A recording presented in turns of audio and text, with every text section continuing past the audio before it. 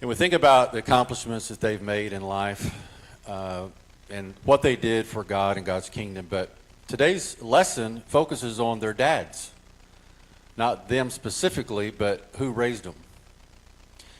And we could do some lessons on mothers as well, and there's plenty of examples of that in Scripture, but today's lesson is about fathers of men that changed the world. So we're going to begin with some verses in Proverbs chapter 1, and just look at raising children to begin with. It says in Proverbs 1 and verse number 7, "The fear of the Lord is the beginning of knowledge, but fools despise wisdom and instruction." So let's stop there. In order for any child to be raised to become something for God, the very first thing they have to be taught is the fear of the Lord.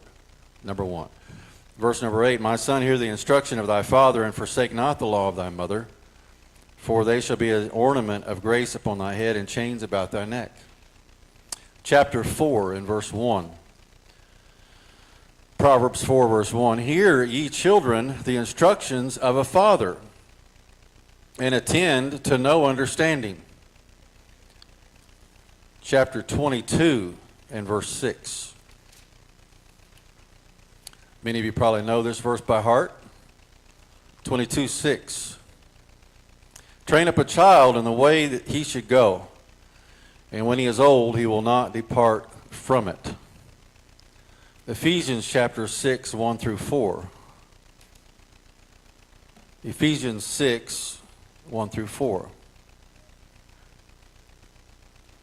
"Children, obey your parents in the Lord, for this is right. Honor thy father and mother, which is the first commandment with promise, that it may be well with thee, and that thou mayest live long on the earth. And ye fathers, provoke not your children to wrath, but bring them up in the nurture and admonition of the Lord." I can hear my mother's voice, and every time I read these verses, because she quoted it to me and my sister so much growing up.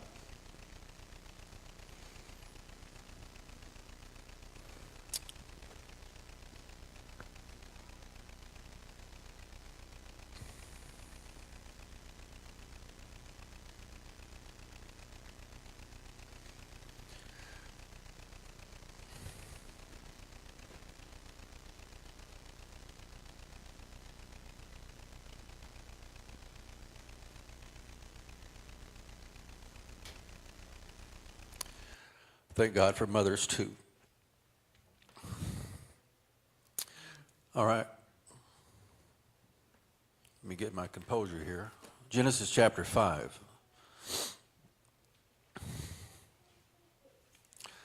The first one we're going to study about is Noah's father, Lamech. We don't think a whole lot about Lamech because we focus on Noah. There's a lot of chapters in the Bible regarding Noah. But let's begin in chapter 5 of Genesis in verse number 18. Genesis 5 and verse number 18. "And Jared lived 162 years, and he begat Enoch. And Jared lived after he begat Enoch 800 years, and begat sons and daughters. And all the days of Jared were 962 years, and he died. And Enoch lived 65 years, and begat Methuselah. And Enoch walked with God after he begat Methuselah 300 years, and begat sons and daughters. And all the days of Enoch were 365 years, and Enoch walked with God, and he was not, for God took him. And Methuselah lived 187 years, and begat Lamech. And Methuselah lived after he begat Lamech 782 years, and begat sons and daughters." Now, if we just stop there and we never think anything else about this man, it's just a name on a page. "And all the days of Methuselah were 969 years, and he died." Oldest man recorded in the Bible. "And Lamech lived 182 years, and begat a son. And he called his name Noah. This same shall comfort us concerning our work and toil of our hands, because of the ground which the Lord hath cursed. And Lamech lived after he begat Noah 595 years, and begat sons and daughters. And all the days of Lamech were 777 years, and he died. And Noah was 500 years old, and Noah begat Shem, Ham, and Japheth." I want us to focus, as we think about this lesson today, I want us to focus on children as adults. I want you to, if you have children this morning, or if you have grandchildren, I want you to think of them as adults. Don't think of them as 2-year-old Sophie She's 2, right? Or don't think of Titus as 6, or Billy as 10, or Kenny as 8, or Tanner as 10. Okay? Let's not think of them like that. Let's visualize them 15 years down the road, 20 years down the road as adults. Where's Mila? How old is she? 4, 5? All right, let's visualize Mila as 20, 25, 30. Okay? That's some of the kids that are here today, and I know there's others that join us from time to time, and maybe your kids and grandkids that aren't here today. But let's think about our kids and our grandkids down the road. Because God sees the beginning from the end. You know, time means nothing to God. He doesn't live in space and time. 1,000 years is like a blink of an eye, just a day for the Lord. And so when he sees a child that's being raised, he sees them for what they can be used for down the road. And so I want to focus today on these men that raised these men that became great men of God. So now we notice, the first thing that jumps out at us as we read the scriptures in Genesis 5 is the godly heritage of Noah. Think about this. Now, you may not have this. You weren't raised in a Christian home. That's okay. You can start with you. And that's good. It's got to start somewhere. But Noah was raised by evidently some godly men that had an influence on his life. Enoch, it says, was a man that walked with God and was Lamech's grandfather. So this was Lamech's grandfather. He's one of the 2 men we know in the Bible that didn't die, but was taken by the Lord, him and Elijah. All right, let's notice in Hebrews chapter 11. Let's go here. A couple of verses in Hebrews this morning. Hebrews chapter 11 and verse number 5. It doesn't say a lot about Enoch, but we do want to focus on what is said. Hebrews 11 and verse number 5, it says, "By faith Enoch was translated that he should not see death and was not found, because God had translated him before his translation. He had this testimony that he pleased God." So who was Enoch? Enoch was Lamech's grandfather. Lamech was 113 years old when God took his grandfather Enoch. Lamech's father, Methuselah, was the man that lived the longest on the earth. He died the year of the flood. Look at chapter 11, verse number 7. Notice Hebrews 11:7. "By faith Noah, being warned of God of things not seen as yet, moved with fear, prepared an ark to the saving of his house, by the which he condemned the world and became heir of the righteousness which is by faith." So Methuselah died the same year that the flood came.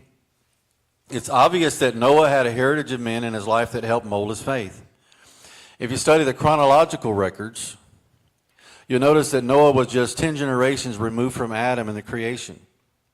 I've got a list at home of when men were born. Of course, Adam was never born. He was created. But the year of their death and then the year of their offspring. So like you got Adam, and then you got Seth, and then, the line goes on down through. You got Methuselah, Enoch, Methuselah, Lamech, and Noah. So think about it, as you backtrack that, they're just 10 generations removed from the creation of the world with Noah.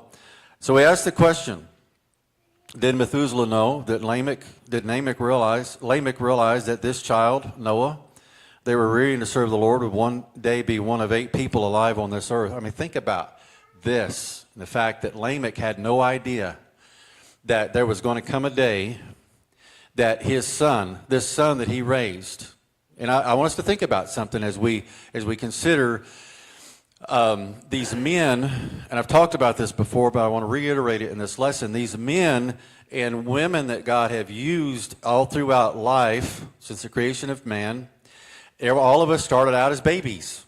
They all started out in the womb. They were all born, and they were all little individuals that were brought into this world and given to their mothers to nurse and to nurture and to grow up to become something. See, we're all sitting here, most of us here are adults this morning, but we didn't start out that way, did we? We all started out as a little bitty baby in our mother's arms. Come on in, Maddie. Glad you made it. So as we look at this thought, with Lamech being the father of Noah, he didn't realize that Noah would be one of 8 people left that God was going to destroy the entire earth. The great flood forever changed the world. Go to Genesis chapter 6 and verse 8 through 9. Genesis chapter 6.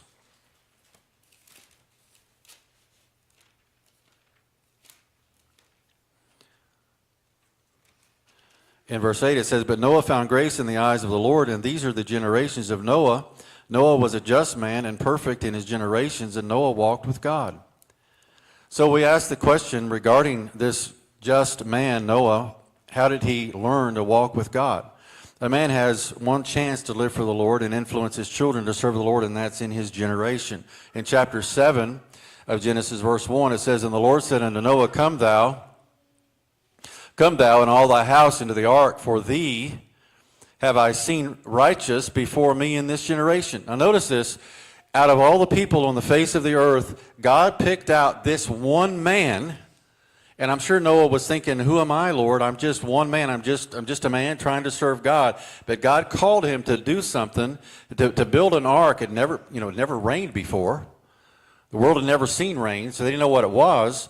And so he builds this. I mean, can you imagine the scoffing and the laughing that he endured for 120 years as he built this monstrosity? Who all's been to Cincinnati area and seen the replica of the ark? Not very many have, but I would encourage you to go sometime. It's amazing to think about this replica. It's such a massive, massive structure, and how that Noah spent 120 years in building this thing, and how intricate the details. It's unbelievable. But can you imagine what he must have endured, the faith that he had to have to build this thing, and then one day to go into the ark? The generation we live in is the one we're called upon to influence. In a generation that had totally sold out to the devil, Noah found grace in the eyes of the Lord. Why was this? Why was Noah any different?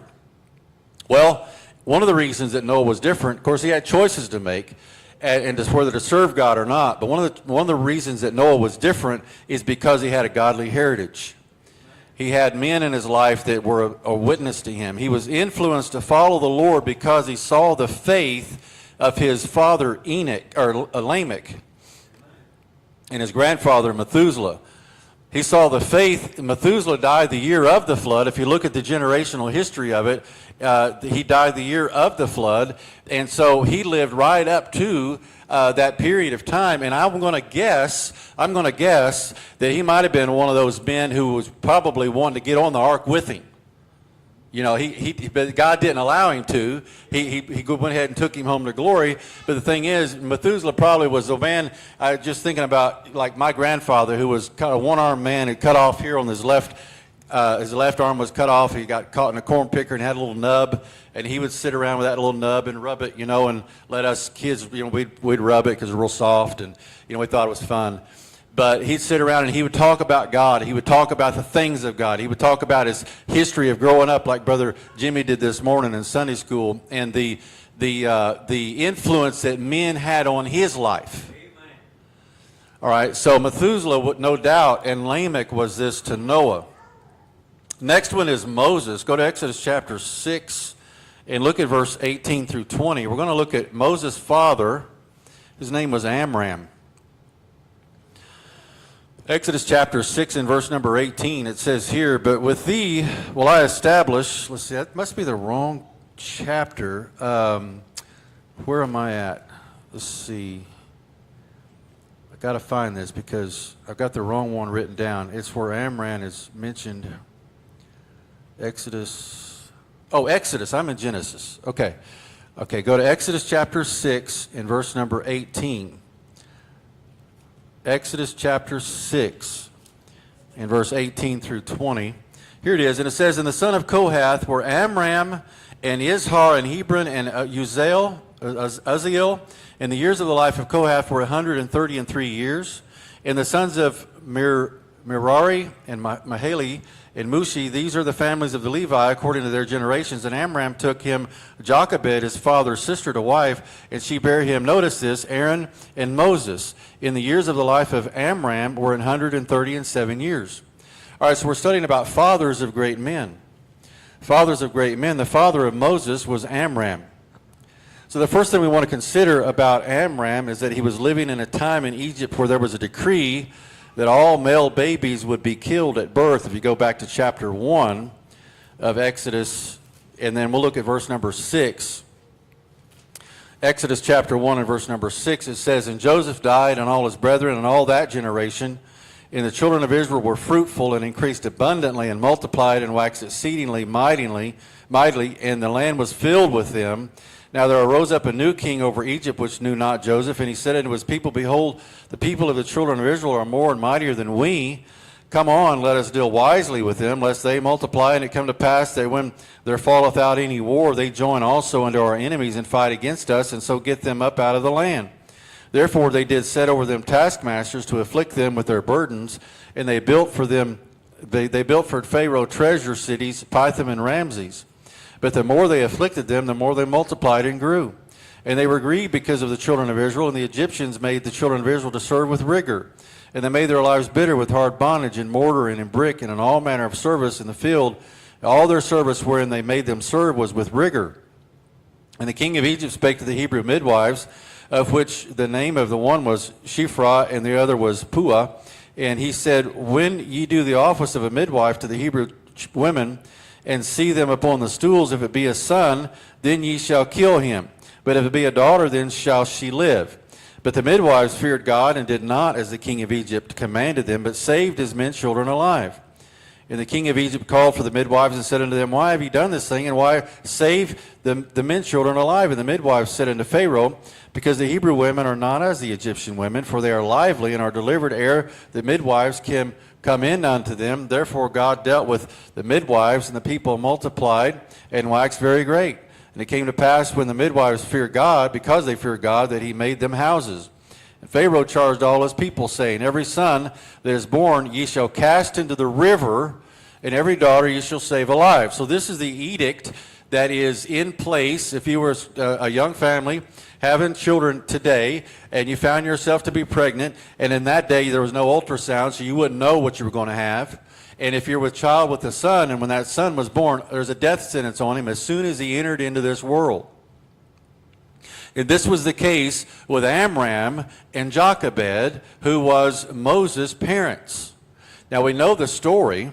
There in chapter 2, it says in verse number 1, There went a man of the house of Levi, and took a wife of the daughter of Levi, and the woman conceived, bare a son, and when she saw him that he was a goodly child, she hid him 3 months. And when she could not any longer hide him, she took for him an ark of bulrushes, and daubed it with slime and with pitch, and put the child therein, and she laid it in the flags by the river's brink. And his sister stood afar off, to wit what would be done to him. Now notice there's no mention of a brother here yet. And the daughter of Pharaoh came down to wash herself as the river, and her maidens walked along the river's side. And when she saw the ark among the flags, she sent her maid to fetch it. And when she had opened it, she saw the child, and behold, the babe wept.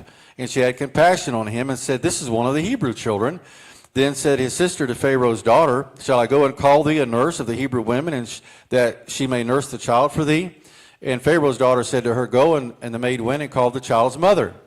And Pharaoh's daughter said unto her, Take this child away, and nurse it for me, and I will give thee wages. And the woman took the child and nursed it, and the child grew. And she brought unto him Pharaoh's daughter, and he became her son. And she called his name Moses, and she said, Because I drew him out of the water. Now I want to think about something. If Moses had not ever gone back home to his parents, he would have never known the ways of the Lord. I don't know what age he ended up in Pharaoh's house, but evidently he was old enough. He was old enough because when he became an adult, he made a choice to serve the Lord and his people versus become a king in Pharaoh or in Egypt. And so as we look at this, we see the faith that Amram and Jochebed had in the time when they were living under a death sentence for all male children. Now, these scriptures focus on Miriam, Moses' sister, and the child's mother, Jochebed, in this second chapter of Exodus. But the lesson is about fathers of men this morning. In chapter 2, verse 1, it says, There went a man of the house of Levi, and took to wife a daughter of Levi. Amram was a Levite. Well, what's significant about that? Well, down the road, the Levites would become the priestly tribe. And Moses and Aaron both were of the tribe of Levi. So we're going to focus on that just for a moment. They would be the tribe that served as priest in the temple. Amram was used of God to raise a boy that would deliver the entire nation of Israel from Egyptian bondage. Think about that now. I mean, we know Moses, we know the story of Moses. When he was 80 years old, he was called to lead the children of Israel out of Egyptian bondage and through a 40-year wilderness journey and to the brink of the promised land, which he didn't get to go in himself. But think about this. Amram raised that boy to be this man of God that God was able to use. So as we carry on this thought, Amram's son, Moses, would spend time with God himself on Mount Sinai. Amram's son, Moses, would deliver the Ten Commandments to the world. Amram's son, Moses, would write the first 5 books of the Bible. Jesus referred to Moses many times in the New Testament, Amram's son. So we think about the importance of raising children in a nurture and admonition of God. Something is overlooked about Amram is that he had the faith to have another son. Think about this now. He had already victoriously raised Moses, and he was alive. And somewhere in this, after this time, they had another baby. Even though the death sentence still existed. Look, go back to chapter 6 now, Exodus chapter 6 and verse number 20. Exodus 6 and verse 20, it says, And Amram took Jochebed his father's sister to wife, and she bare him Aaron and Moses. And the years of the life of Amram were 137 years. All right, so this is the mentioning of Amram being the father of Aaron, who is Moses' brother. All right, so it goes even further. Amram raised 2 valuable men.